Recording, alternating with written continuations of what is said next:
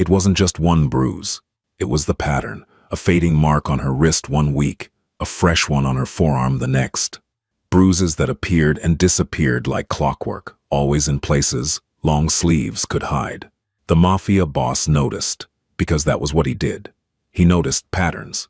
He noticed how she held herself differently on certain days, how her smile became more automatic when she was hurting, how she flinched at sounds that shouldn't startle anyone. He didn't say anything at first, but each casual encounter added another piece to a picture he didn't want to see. And when he finally understood what he was looking at, he made a decision. He was going to follow her, and he was going to find out the truth. Emma Laurent had worked at the Volkov estate for 8 months. 8 months of the same routine. Up at 5. Uniform pressed, hair pulled back tight, hands that moved quickly and efficiently through the marble hallways of a house that cost more than she'd earn. In 10 lifetimes, she was 26 years old, but sometimes she felt older, the kind of tired that sleep couldn't fix. The staff at the estate numbered 15, gardeners, cooks, housekeepers, security. Emma kept to herself. She ate lunch alone. She didn't join the others when they gathered in the kitchen to gossip about their employer. Adrian Volkov. The name alone carried weight in the city. He was 34, tall, with dark hair that was always perfectly styled, and eyes that seemed to see through people. He wore tailored suits that probably cost more than Emma's yearly salary. He spoke quietly, which somehow made people listen more carefully. Everyone knew what he was, a businessman, officially. But the whispers told a different story. Organized crime, strategic influence, the kind of power that didn't need to be loud because it was absolute. Emma had seen him exactly 3 times in 8 months. Once when she was hired, once when she accidentally stepped into his study while cleaning, and once 2 weeks ago, when he'd walked past her in the hallway and their eyes met for exactly 2 seconds before she looked away. She made sure never to be in his path. People like her didn't exist in the same world as people like him. She cleaned his home. She collected her paycheck. She went back to her life. That was the arrangement. It happened on a Tuesday in September. Emma was polishing the banister in the main staircase, her movements precise and practiced.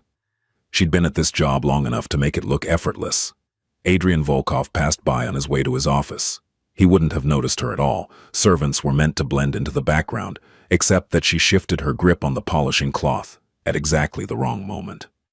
The sleeve of her gray uniform rode up 3 inches, just enough. There on her left wrist was a bruise. Yellowish green, the kind that had been purple a week ago. The shape was distinct. 4 small marks on one side, a larger one on the other. Fingerprints. Someone had grabbed her wrist hard enough to leave an impression. Adrian kept walking, but the image stayed with him. He'd seen bruises before. His world was full of them. But there was something about the way Emma had immediately tugged her sleeve down, automatic, practiced, that bothered him. Still, he filed it away and said nothing. People had accidents, bumped into things. It wasn't his business, not yet. 2 weeks later, Adrian was reviewing documents in the library when Emma entered to dust the shelves. She looked startled to find him there. "I'm sorry, sir. I can come back." "No need. Continue." She nodded and moved to the far corner, working quietly. Adrian pretended to focus on his papers, but he found himself watching her reflection in the window. She reached up to dust a high shelf, and her right sleeve slipped down her arm. Another bruise. This one was fresh, deep purple with red edges. It all wrapped around her forearm like someone had grabbed her and twisted. Emma noticed it immediately and yanked her sleeve down, but not before Adrian saw. He set down his pen. "Emma." She froze. "Yes, sir." "How did you get that bruise on your arm?" Her face went carefully blank. "I bumped into a cabinet at home, sir. The corner caught me wrong." "That must have been quite a bump." "I'm clumsy sometimes." She smiled, bright, automatic, practiced. "I should pay more attention." Adrian studied her for a moment. She held his gaze, but there was something underneath the smile, something tight and defensive. "Be more careful," he said finally. "I will, sir." She finished dusting quickly and left. Adrian sat in the silent library, thinking. One bruise was an accident. Two bruises in different places, 2 weeks apart, was starting to look like something else. But he still wasn't sure, so he decided to pay more attention. 3 weeks passed. Adrian found himself noticing Emma more often, not in an obvious way. He didn't seek her out or change his routine, but when they crossed paths, he looked. She always wore long sleeves, even though it was warm. She always kept her hair pulled back in a tight bun. She always smiled when spoken to. But the smile never quite reached her eyes. The third encounter happened in the dining room. Adrian was having breakfast when Emma came in to clear the previous night's settings. It was earlier than her usual shift, but Margaret had called in sick. "Good morning, sir," Emma said quietly, moving to the sideboard. "Morning." She worked efficiently, stacking plates with practiced ease. That's when Adrian noticed it. The collar of her uniform was slightly askew, and as she reached across the table, it shifted. On her neck, just below her left ear, were 3 small bruises. Fingerprints again. Someone had grabbed her throat. Adrian's hands tightened on his coffee cup. Emma must have felt his stare because she straightened abruptly, one hand flying to her neck. "Is something wrong, sir? Your collar is crooked." She adjusted it immediately, color rising in her cheeks. "Thank you, sir." She finished clearing the table in record time and practically fled the room. Adrian sat alone, staring at his untouched breakfast. 3 encounters, 3 different bruises, all in places someone was trying to hide. He pulled out his phone and sent a text to Dominic, his most trusted operative. "Need a background check. Discreet. Emma Laurent, estate staff." The response came within seconds. On it. The 4th encounter happened by accident. Adrian was walking through the service hallway when he heard raised voices ahead. He rounded the corner to find Margaret arguing with one of the kitchen staff about a scheduling conflict. Her voice was sharp, frustrated. "Told you twice already. If you can't follow simple instructions." Emma was there too, standing against the wall, arms wrapped around herself. When Margaret's voice rose sharply, Emma flinched. Not a small reaction. A full-body recoil, shoulders hunching, head ducking slightly, one arm coming up in an instinctive, defensive gesture. Margaret didn't notice, but Adrian did. That flinch told him everything he needed to know. Emma wasn't clumsy. She wasn't accident-prone. She was being hurt, regularly, by someone who made her afraid of raised voices. The argument ended. Margaret stormed off. The kitchen staff scattered. Emma remained against the wall, breathing slowly, clearly trying to compose herself. Adrian approached quietly. "Emma." She jumped, eyes wide. "Sir, I didn't see you. Are you all right?" "Yes, sir, just startled." You flinched when Margaret raised her voice. Emma's expression went carefully neutral. "I don't like yelling, sir, that's all." "Why not?" "It's unpleasant." "Unpleasant," Adrian repeated. "Not frightening." Her jaw tightened. "I should get back to work, sir." "Emma, if someone is hurting you..." "No one is hurting me." The words came out too fast, too rehearsed. "I'm fine. Everything is fine." She walked away before he could say anything else. Adrian stood in the empty hallway, his decision crystallizing. He'd seen 4 bruises now. Watched her flinch at raised voices. Heard her lie with practiced ease. This wasn't random. This was systematic, and he was going to find out who was doing it. That evening, Dominic delivered his report. Adrian read it in his office, his expression growing darker with each page. Emma Laurent, age 26, orphaned at 16 when her father died of a heart attack. Legal guardian, Marcus Laurent's stepfather. No criminal record for Marcus, but 2 domestic disturbance calls to their address in the past 18 months. No arrests made. Victim refused to press charges both times. Emma's employment history showed a pattern. She'd worked 6 different jobs in 8 years, never staying anywhere longer than a year. Always leaving abruptly, with no notice. Her bank account showed regular deposits from her paychecks, but immediate withdrawals. The money went to an account jointly held with Marcus Laurent. She had no savings, no car, no independence. Adrian closed the file and looked at Dominic. I need surveillance on her residence. I want to know Marcus Laurent's patterns, where he works, where he drinks, when he's home. You thinking of paying him a visit? I'm thinking of getting answers. Dominic nodded. What about the girl? If she finds out we're watching, go. She won't. Not yet. And when she does, Adrian's jaw tightened. Then I'll deal with it. For 2 weeks, Dominic's team watched Emma's building. They documented everything. Marcus Laurent worked as a warehouse supervisor, Monday through Friday, 7 a.m. to 4 p.m. But he didn't go straight home. 3 nights a week, he stopped at a bar called Murphy's, stayed until closing, drove home, drunk.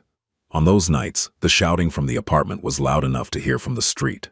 Twice, neighbors called the police. Both times, Emma answered the door and said everything was fine.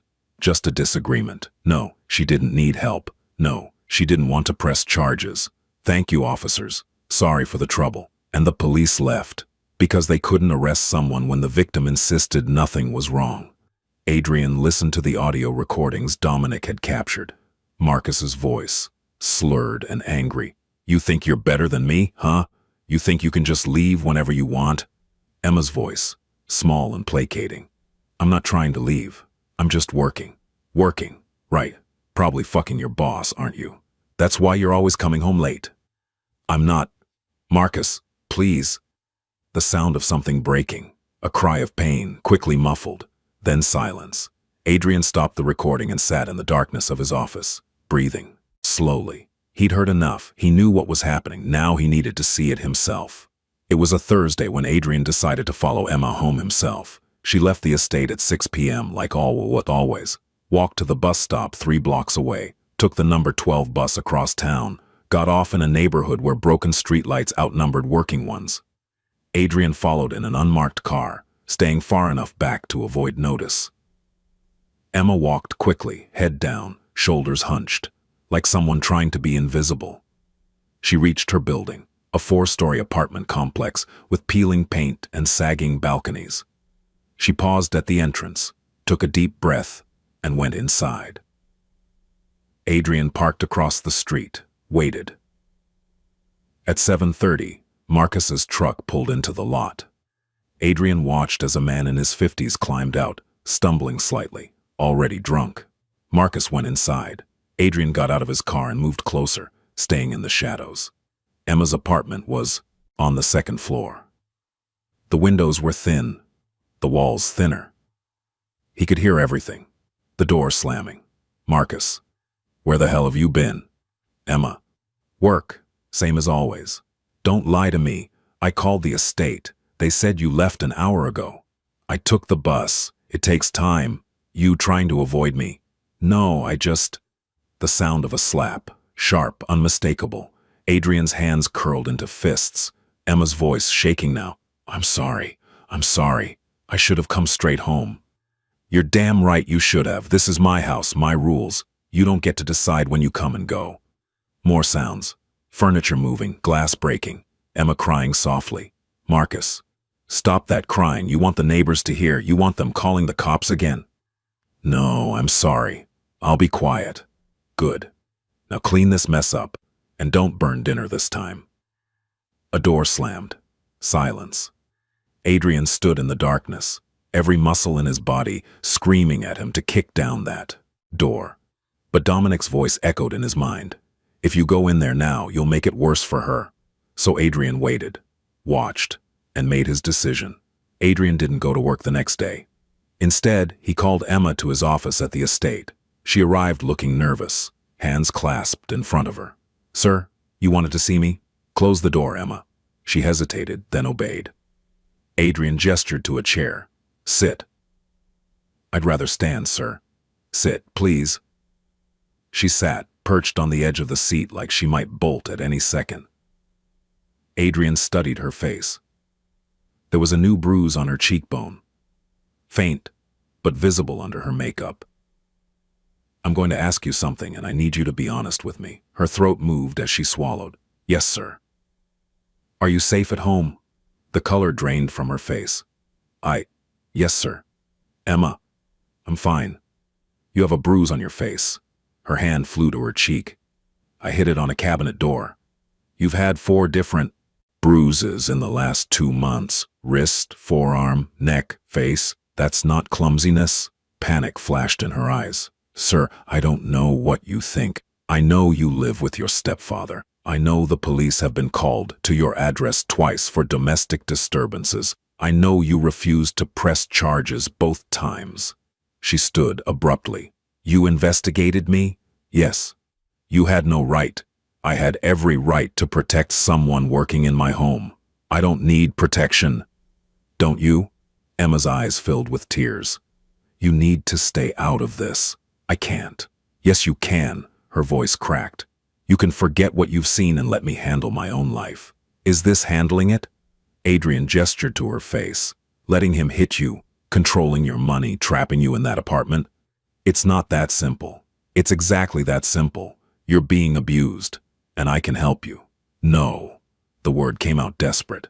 No, you can't. If he finds out I told someone, if he thinks I asked for help.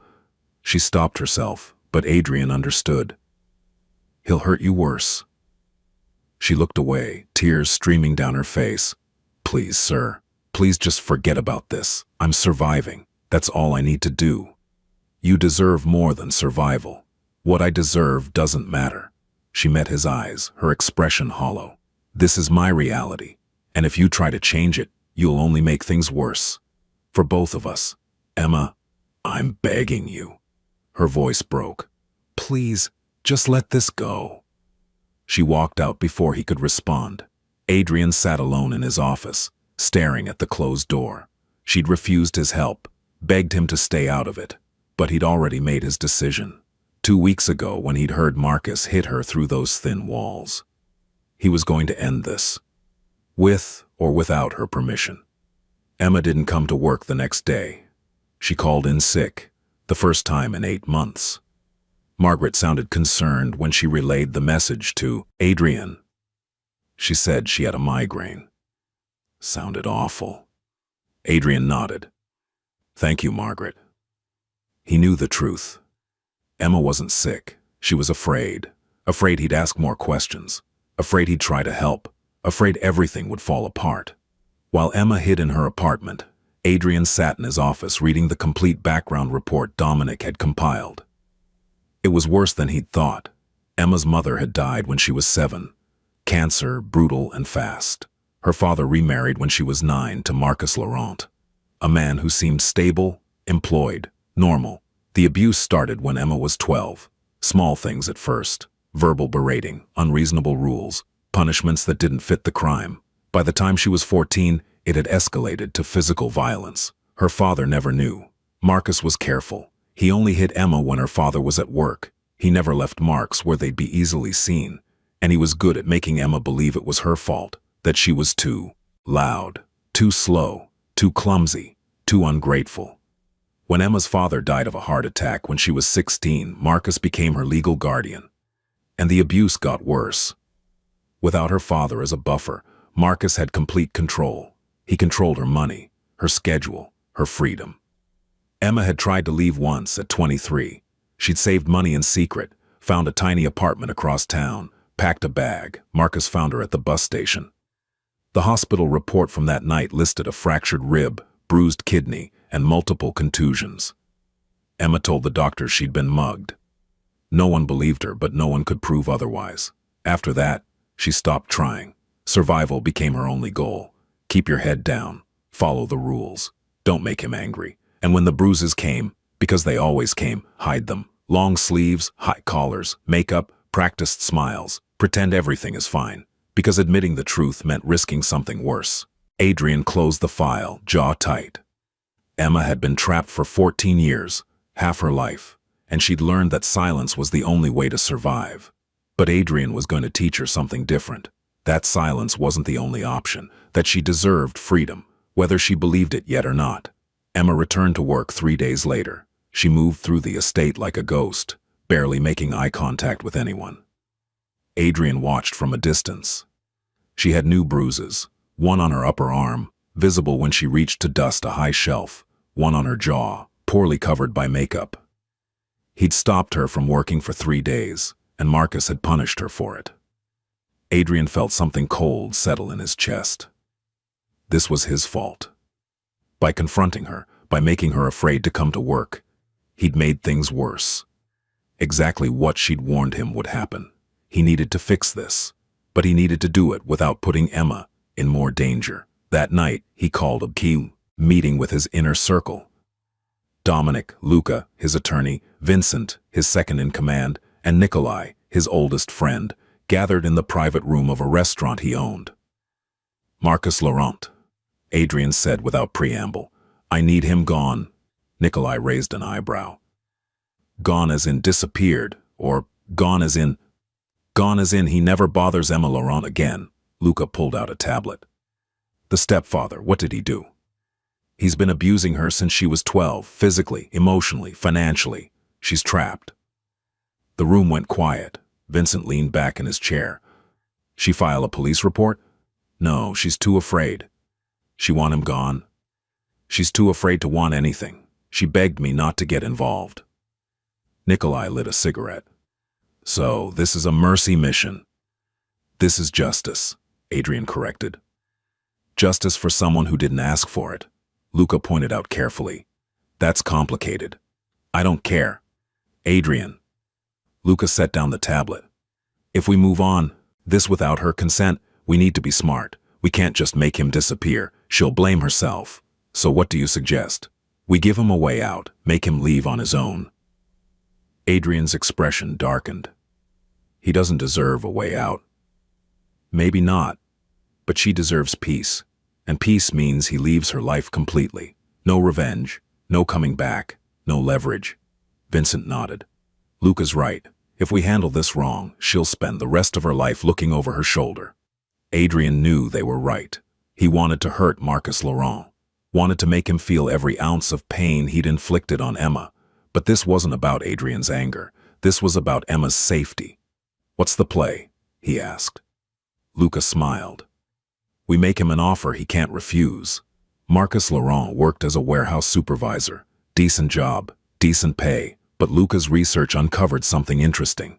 Marcus had debts, gambling debts, nearly $40,000 owed to an underground casino operation that was coincidentally under Adrian's protection. He's been making payments, Luca explained, but barely. He's one bad month away from default. And if he defaults, they'll come collect violently. Adrian's mind worked through the possibilities. Can we buy the debt? Already did. As of this morning, Marcus Laurent owes you $40,000. Perfect. Here's what we're going to do, Adrian said. We offer him a deal. We forgive the entire debt, plus we give him $50,000 cash. In exchange, he signs over any legal claim to Emma, moves out of state, minimum 500 miles, and never contacts her again. That's generous, Vincent said.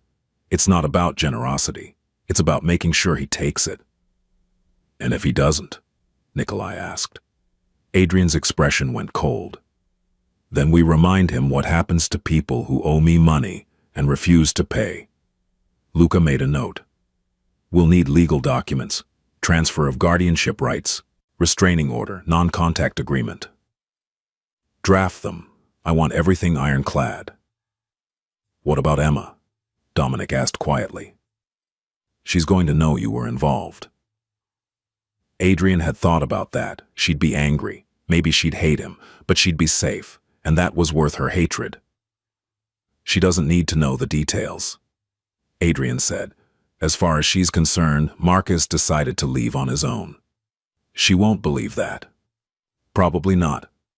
But she also won't be able to prove otherwise. Dominic frowned. There's another problem. What? The apartment. It's in Marcus's name. If he leaves, Emma has nowhere to go. Adrian hadn't considered that.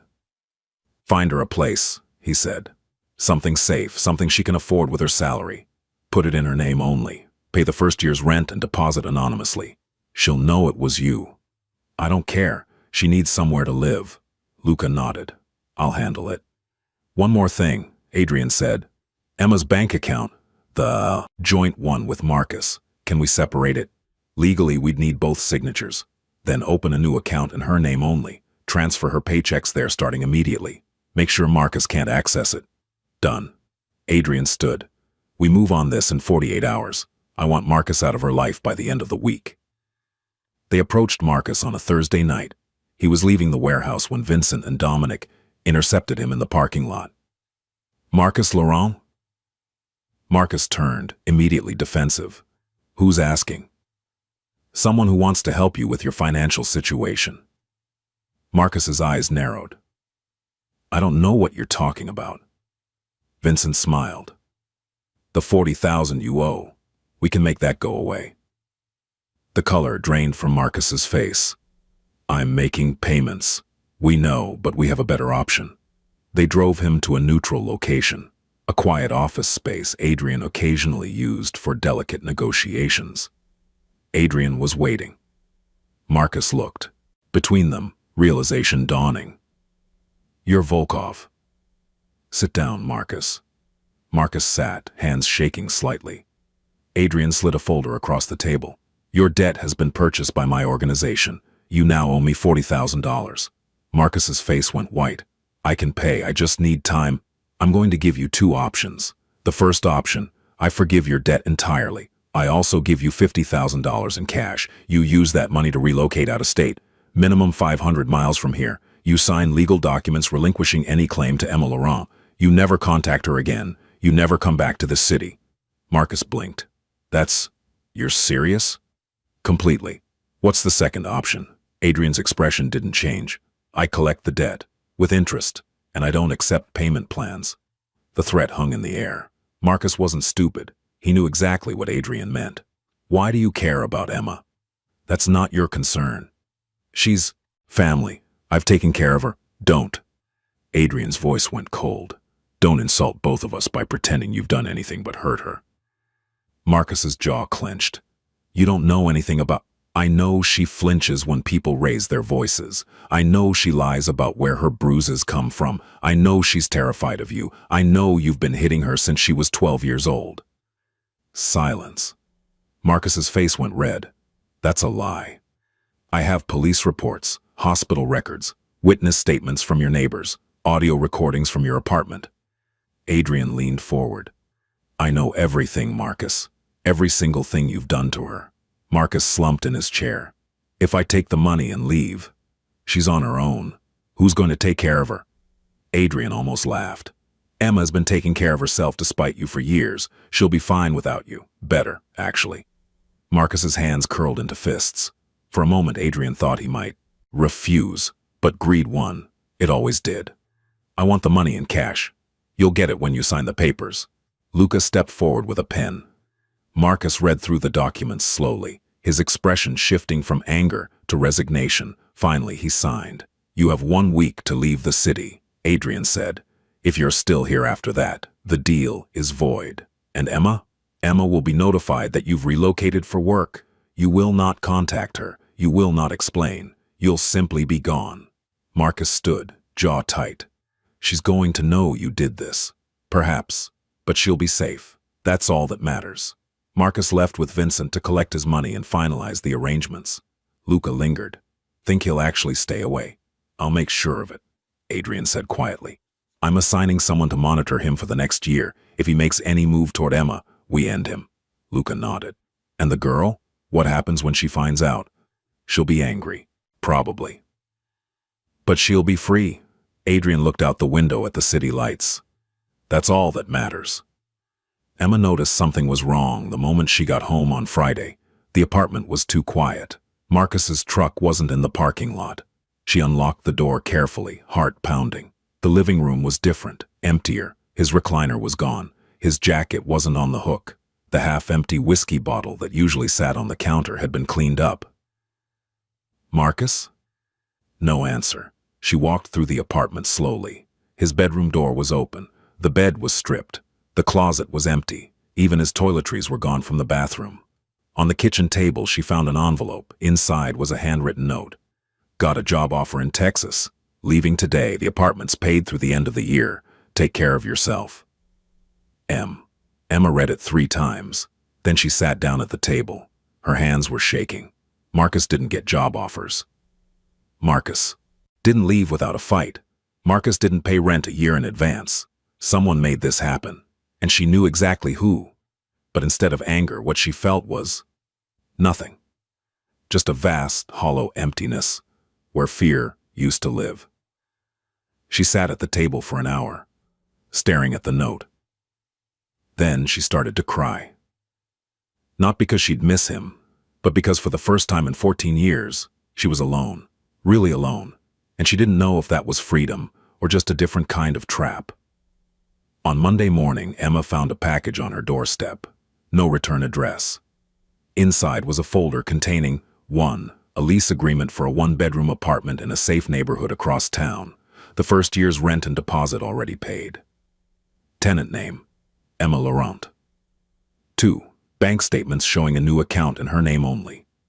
Her last 3 paychecks had been deposited there, plus an additional deposit of $50,000. 3. A restraining order against Marcus Laurent, already filed and approved. 4. A copy of the legal documents Marcus had signed, relinquishing all claims to her, and at the bottom a simple handwritten note. This is yours, no strings attached. You decide what to do next. A.V. Emma sat on her floor, surrounded by papers that represented a life she'd never imagined she could have. A safe apartment, money in an account only she could access, legal protection, freedom, all handed to her by a man she barely knew, a man who'd ignored her explicit request to stay out of her life, a man who'd taken away her choice and given her everything. She should be angry, she wanted to be angry, but all she felt was overwhelmed and terrified because she had no idea how to be a person who wasn't afraid. Emma didn't go to work for 3 days. She stayed in Marcus's empty apartment, trying to process what had happened. On Wednesday, she finally worked up the courage to go back to the estate. She found Adrian in his office. She didn't knock. She walked straight in and closed the door behind her. Adrian looked up from his desk. Emma, what did you do? He set down his pen. I helped you. I told you not to. I know. I begged you to stay out of it. I know that too. She threw the folder onto his desk. You had no right. You're correct. I didn't. His calm acceptance threw her off balance. Then why? Adrian stood slowly, moving around the desk. Because someone needed to, and you couldn't. You don't know what he'll do. He'll come back. He won't. You can't promise that. Yes, Adrian said quietly. I can. Emma stared at him, realization dawning. What did you do to him? I gave him a choice. He took it. What kind of choice? The kind that ensures he never comes near you again, the kind that makes it very clear what will happen if he tries. Emma's breath caught. Did you hurt him? No, but I made certain he understood that his options were to leave your life, permanently and comfortably, or to stay and face consequences he wouldn't survive. She sank into the chair, head in her hands. I didn't want this. I know. I didn't ask for your help. I know. So why? Her voice cracked. Why couldn't you just respect my decision? Adrian crouched in front of her, meeting her eyes. Because your decision was made under duress, because you were choosing survival over safety, because you didn't believe you had any other option. Because I watched you flinch at raised voices, and hide bruises, and lie with practiced ease. And I knew that you'd been doing that for so long, you'd forgotten there was any other way to live. Tears streamed down Emma's face. I was handling it. You were surviving. There's a difference. I didn't need you to save me. Maybe not, Adrian said gently. But you deserved someone to try. Emma closed her eyes. I don't know how to do this. Do what? Be free. I don't know who I am without someone controlling everything. Then you get to find out. And that's terrifying, I know. But it's also a gift. She looked at him through her tears. The money is yours from Marcus. Part of the agreement was that he compensate you for years of financial control. The apartment is in your name. Paid for. You can live there or not. Your choice. My choice, she repeated softly. I haven't had a choice in 14 years. You have one now. Every day, every decision, yours. Emma wiped her eyes with shaking hands. What if I make the wrong choices? Then you'll learn from them, like everyone else. What if I can't do this? You can, Adrian said with quiet certainty. You survived 14 years of abuse. You kept getting up every morning even when you had no reason to hope things would get better. You're stronger than you think, Emma. She laughed, bitter, broken. I don't feel strong. Strength isn't always loud. Sometimes it's just showing up, just breathing, just surviving one more day. Adrian stood, giving her space. You don't have to decide everything right now. Take your time. Figure out what you want. The job is here if you want it. The apartment is there if you want it. The money is yours no matter what. Emma stood slowly, clutching the folder to her chest. I don't know how to thank you. You don't have to. She moved toward the door, then paused. Mr. Volkov? Yes? Why did you really do this? The truth. Adrian was quiet for a moment. Because I've spent my entire life in a world where violence has rules, where power is respected and fear is a tool. And I've made peace with that world because I understand it. He met her eyes. But what was happening to you wasn't violence with rules. It was cruelty. It was control. And when I saw it, I had a choice. I could ignore it and stay in my comfortable world, or I could do something about it. He paused. I chose to do something because I could, and because you deserve better than what you'd been given. Emma's eyes filled with fresh tears. Thank you. You're welcome. She left quietly. Adrian returned to his desk, but he couldn't focus on work. He'd done what he set out to do. Emma was free. Safe. The rest was up to her. Emma didn't quit her job. She came back 2 days later, and if she seemed different, quieter, more thoughtful, no one commented. She moved into the new apartment that weekend. It was small, but clean, safe, in a building with working locks and neighbors who smiled when they passed her in the hallway. She furnished it slowly. A bed, a small table, a chair, things that were hers. For the first time in her life, Emma Laurent lived alone. No one to answer to, no one to fear, no one controlling when she came and went. It should have felt like freedom. Instead, it felt terrifying. She didn't know how to fill the silence, didn't know what to do with evenings that didn't involve walking on eggshells, didn't know how to exist without the constant weight of fear. The first night in her new apartment, she slept on the floor, next to the bed. Because the bed felt too open, too exposed. The second night, she managed to sleep on top of the covers, fully dressed. By the end of the first week, she could sleep under the blankets. Small victories. Emma discovered she liked coffee, not the instant kind Marcus used to drink. Real coffee, from a cafe 3 blocks from her apartment. She started stopping there every morning before work. The barista, a young woman named Sophie, learned her order, started having it ready when Emma walked in. Vanilla latte, extra shot? Yes, please. Such a small thing, but it felt monumental. Choosing what she wanted to drink, having money in her pocket to pay for it, being recognized as a person, not a problem. Emma started taking different routes to work. She'd always taken the most direct path, fastest, least exposure, minimal. Time away from home. Now she walked through parks, stopped to look at window displays, sat on benches, and watched people. She bought a plant for her apartment, a small succulent that the woman at the store said was hard to kill. Emma named it Hope. She joined a book club at the local library, sat in a circle with 5 other women and talked about characters and plot twists and what they thought would happen next. She made a friend, Claire, a woman in her 30s who worked as a teacher and had a laugh that could fill a room. They started having lunch together on weekends, just talking about books, about work, about nothing important.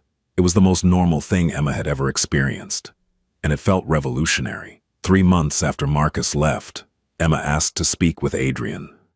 They met in his office, but this time Emma sat without being asked.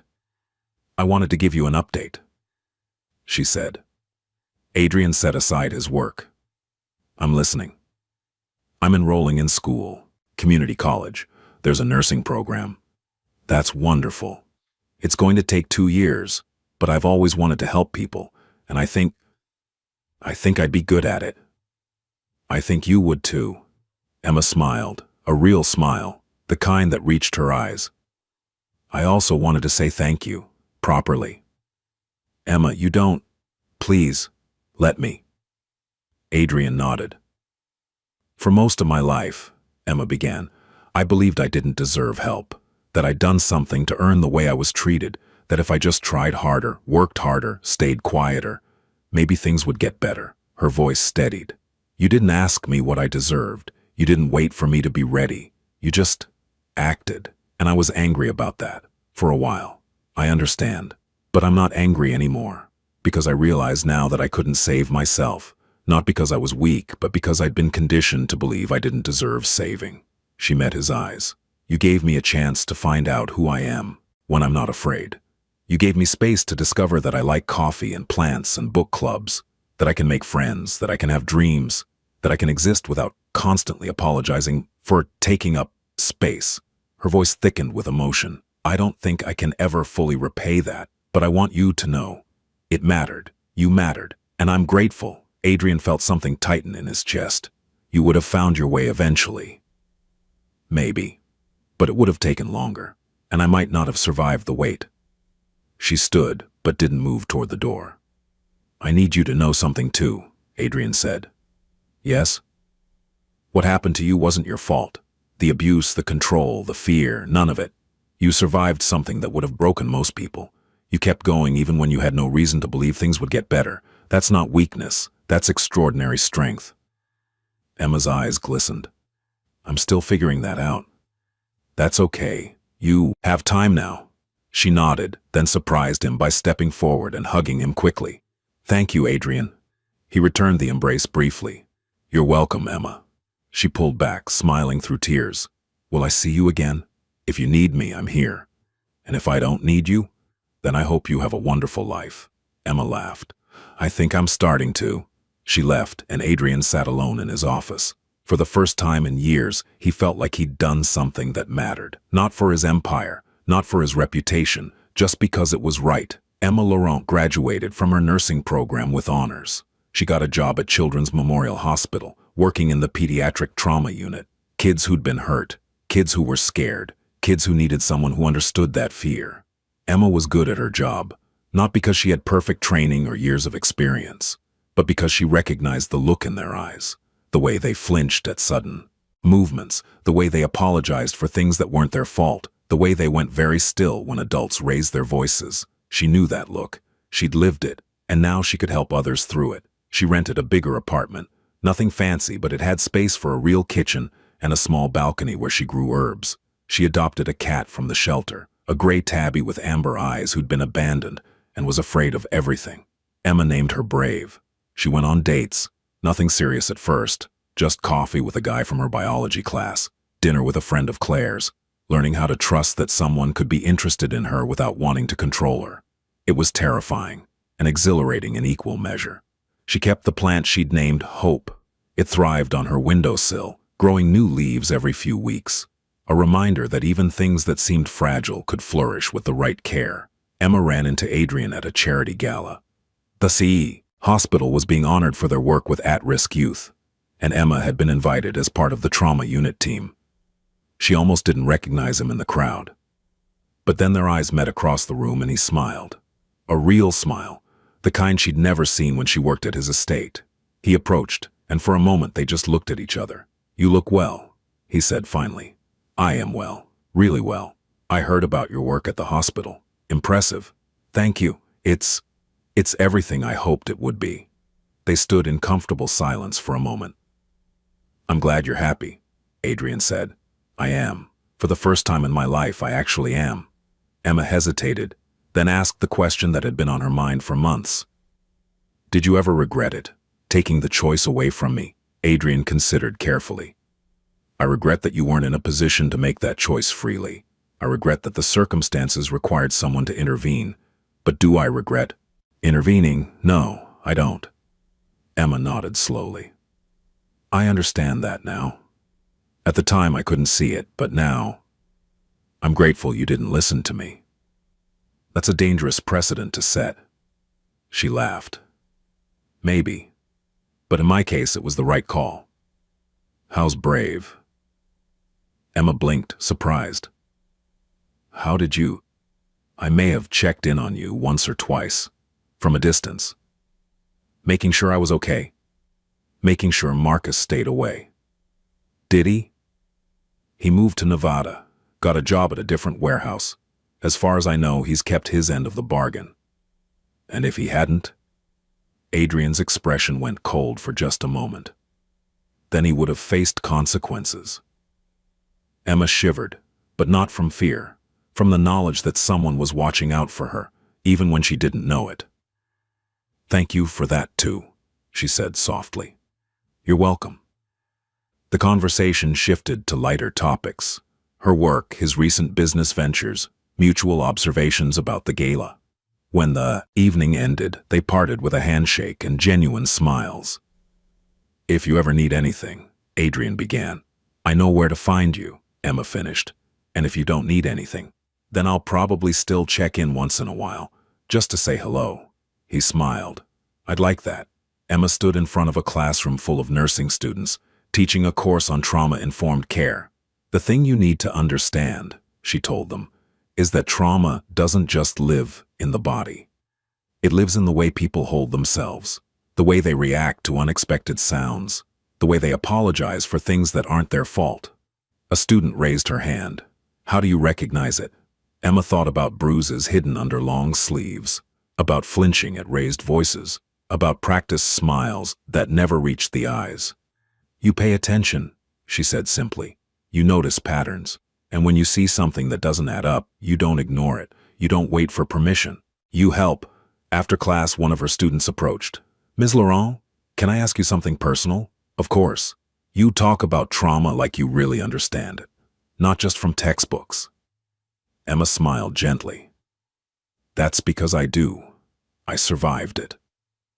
The student's eyes widened. Really? Really. For a long time, I thought survival was enough, that I didn't deserve more than that. But someone showed me I was wrong. What did they do? They intervened when I was too afraid to help myself. They gave me the resources I needed to build a new life, and they did it without asking for anything in return. That must have been someone special. Emma thought about Adrian Volkov, a man who'd noticed bruises when everyone else looked away, who'd followed her home to confirm his suspicions, who'd ignored her pleas to stay out of it because he knew she was asking from a place of fear, not genuine choice, who'd given her freedom when she'd forgotten what freedom felt like. Yes, Emma said softly. They were.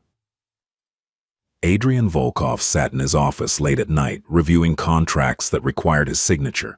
His empire had grown, his influence had expanded. He was, by any objective measure, more powerful than he'd ever been. But when he thought about his legacy, what came to mind wasn't business deals or strategic victories. It was a young woman with haunted eyes and practiced smiles, a woman who'd learned to hide bruises and apologize for existing, a woman who'd survived 14 years of abuse and still found the strength to keep going, a woman he'd helped set free. Dominic knocked and entered. Sir, we have the quarterly reports. Leave them on the desk. Dominic hesitated. Everything all right? Fine. Why? You seem contemplative. Adrian smiled slightly. Just thinking about choices. Good ones or bad ones? The kind that matter. After Dominic left, Adrian pulled out a file he kept in his desk drawer. It contained updates on Emma Laurent. Not surveillance exactly, just check-ins, making sure Marcus stayed away, making sure she was safe, making sure she was thriving. The most recent update was from last week. Emma had been promoted to lead nurse in the pediatric trauma unit. She'd bought a house, small, but hers. She was in a relationship with someone who treated her well. She was happy, really, genuinely happy. Adrian closed the file and put it away. He didn't need to keep checking anymore. Emma had built a life, a good life, one she'd chosen, and that was all he'd ever wanted for her. 5 years after Marcus Laurent left, Emma received a phone call. It was from a detective in Nevada.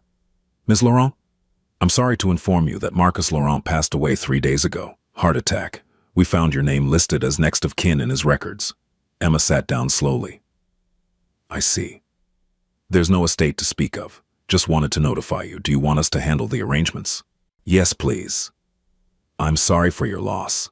Emma hung up. She sat in her living room, her house, her furniture, her life, and waited to feel something. Grief, relief, anger, anything. But all she felt was closure.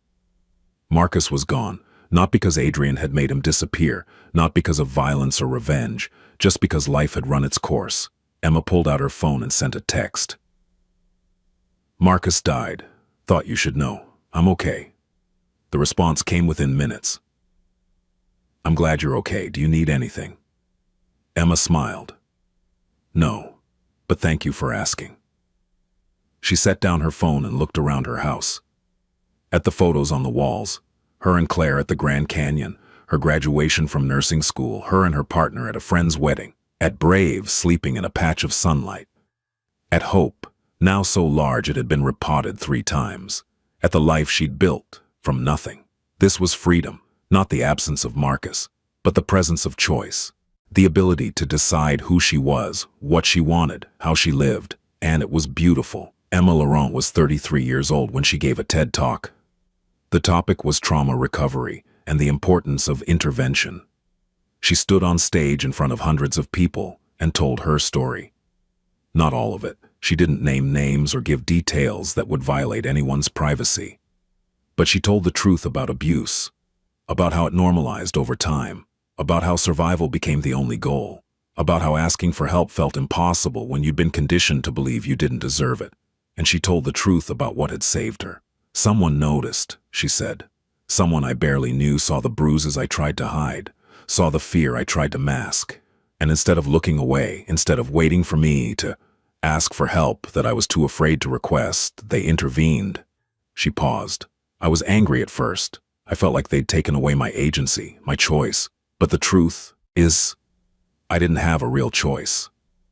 I was choosing between survival and danger, between silence and greater harm. Those aren't real choices. They're just different versions of the same cage. The audience was silent. The person who helped me gave me something I'd forgotten existed. Actual choice. The choice to be safe. The choice to build a life. The choice to discover who I was when I wasn't afraid. Emma smiled. That's what intervention looks like when it's done right. Not control, not rescue, but creating space for someone to find their own strength. After the talk, dozens of people approached her. Some thanked her, some shared their own stories, some asked how they could help someone they suspected was being abused. Emma's answer was always the same.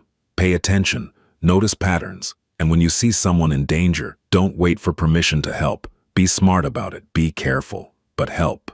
Adrian watched Emma's TED Talk on his laptop. He'd received an invitation to attend in person, but had declined. This was her moment, her story to tell. He was just a footnote, as it should be. When the talk ended, he closed his laptop and sat in the quiet of his office. He thought about the question Dominic had asked years ago. What happens when she finds out? Emma had found out. She'd been angry, then confused, then grateful, and finally, she'd become herself. Not the terrified maid with hidden bruises, not the survivor clinging to silence, but Emma Laurent, nurse, educator, advocate, survivor, thriver, a woman who'd turned her pain into purpose. That was the real victory.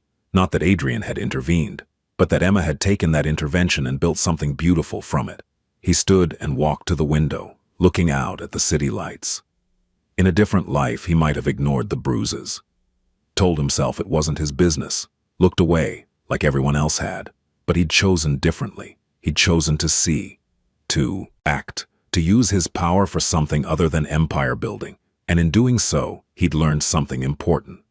The most powerful thing you can do isn't building wealth, or commanding respect, or instilling fear. It's giving someone their freedom, asking for nothing in return, and trusting them to build the life they deserve. 10 years after Marcus left, Emma and Adrian met for coffee. It had become a tradition. Once a year, they'd catch up. Talk about work, about life, about everything and nothing. They'd become friends, real friends, not bound by debt or gratitude or obligation, just 2 people who'd shared a moment that changed both their lives. How's the new trauma center? Adrian asked. Incredible. We're helping so many kids. It's everything I dreamed it would be. I'm proud of you. Emma smiled. Thank you for everything, still. You've thanked me enough times. I'll never stop. They sat in comfortable silence for a moment. Can I ask you something? Emma said. Always. Do you ever regret the things you've done? In your other business? Adrian considered the question carefully. I've made choices that keep me up at night. Decisions I'm not proud of. Lines I've crossed that can't be uncrossed. He met her eyes. But helping you? That's the one thing I've never questioned. Not for a second. Emma reached across the table and squeezed his hand. I'm glad you noticed the bruises. I'm glad I followed you home. I'm glad you ignored my pleas to stay out of it.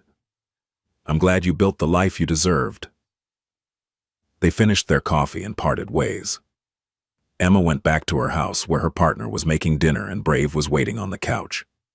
Adrian went back to his empire, to the deals and the power, and the controlled violence that defined his world. But both of them carried something with them. A reminder that sometimes the smallest acts have the biggest impact. That noticing matters. That intervention, when done with genuine care, can change everything. And that freedom, real freedom, is the greatest gift you can give.